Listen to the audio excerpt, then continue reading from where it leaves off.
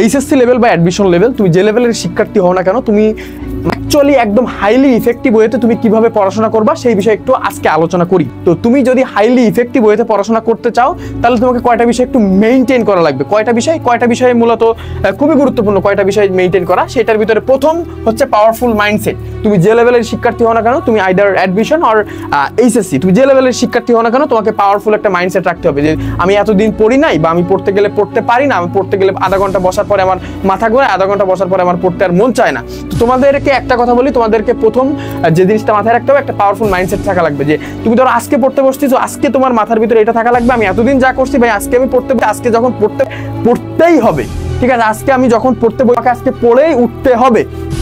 Powerful mindset খুবই গুরুত্বপূর্ণ। তুমি পাওয়ারফুল মাইন্ডসেট ব্যতীত আর কোনো কিছু করতে পারবা না। এরপরে কি আছে দেখো, মর্নিং শোজ দ্য ডে। তুমি যখন পড়তে বসবা 10 মিনিট পড়ার পরে তোমার মাথা ঘুরাবে, ঠিক আছে, 10 মিনিট পড়ার পরে তোমার মাথা ঘুরাবে। ভাই তোমার যদি মাথা ঘুরায় কিছু করার নাই, তো মাথা ঘুরালেও তোমার পড়া লাগবে। অনেকে বলবে যে 15 মিনিট পড়ার পরে তোমার যদি মাথা ঘুরায় তুমি 5 মিনিটের ব্রেক নিবা না, 5 মিনিটের কোনো ব্রেক নেওয়ার দরকার নাই। তোমাকে একদম কন্টিনিউয়াসলি পড়তে হবে, কারণ তুমি যদি প্রথম আধা ঘন্টা ভালোভাবে পড়ে ফেলো, বিশ্বাস রাখি তুমি পরের 3 ঘন্টা একদম কন্টিনিউয়াসলি পড়তে পারবা। বুঝতে পারছো?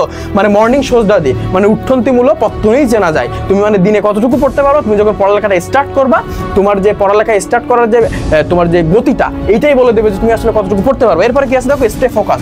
তুমি পড়াশোনার সময় একদম বই পড়ে ফোকাস রাখবা। তুমি ফোন চালাইতে পারবা না, তুমি কারো কথা মনে করতে পারবা না। তুমি ফ্রেন্ডের সাথে যে আড্ডা দিতে যাবা, ঠিক আছে, ফ্রেন্ডের সাথে যে বিকেলবেলা আড্ডা মারবা, চা খাবা, এই চা মা খাওয়ার কথা বাদ দিয়ে দেওয়া লাগবে। চা খাওয়া বাদে আরো অনেক কিছু খাও, ওইটা বাদ দেওয়া লাগবে, ঠিক আছে। তো স্টে ফোকাস থাকা লাগবে। তুমি ওই যে বই পড়ছো, বইয়ের পরেই তোমার সর্বোচ্চ পরিমাণ ফোকাস থাকবে। এটা যদি হয় ভাই, তাহলে তুমি কিন্তু কন্টিনিউয়াসলি অনেকক্ষণ পড়তে হবে। আর কি আছে দেখো, don't take a break until your target is fulfilled. তো don't take a break until your target is fulfilled, এইটা অত্যন্ত বেশি গুরুত্বপূর্ণ। তোমাকে অনেকে কি বলবে জানো, স্মার্ট স্টাডি, নট যে তোমার হার্ড ওয়ার্ক। তোমাকে কি করতে হবে, স্মার্ট স্টাডি। কি স্মার্ট স্টাডি বলতে কিছু হয়, তোমাকে একদম কন্টিনিউয়াসলি পড়া লাগবে। তোমাকে অনেকে বলবে ভাই তুই 45 মিনিট পরে 10 মিনিটের একটা ব্রেক দে। 45 মিনিট পর 10 মিনিট পেশের ব্রেক, কোনো ব্রেক ট্রেক দেওয়ার দরকার নাই। তোমার ব্রেক দিলে তুমি কি 45 মিনিট পরে তুমি 10 মিনিটের ব্রেক কখনোই দিতে পারো না। 10 মিনিটের ব্রেক দিতে গেলে তোমার চলে যাবে 1 ঘন্টা। মানে 45 মিনিট পরে তুমি 1 ঘন্টার ব্রেক। মানে অনেকে বলে এগুলো সাইন্টিফিক। এই পড়াশোনার ক্ষেত্রে সাইন্টিফিকের বেরোয় আসো, ঠিক আছে, পরিশ্রমের দিকে আগাও। তুমি একদম একটা মাইন্ডসেট তৈরি করো। তোমার পড়াশোনা শেষ না হলে, তোমার যদি 10 ঘন্টা পড়াশোনা শেষ না হয়, তুমি কন্টিনিউয়াসলি 10 ঘন্টা পড়ো। ওর ভিতরে কোনো ব্রেক ট্রেক ঢুকাইও না।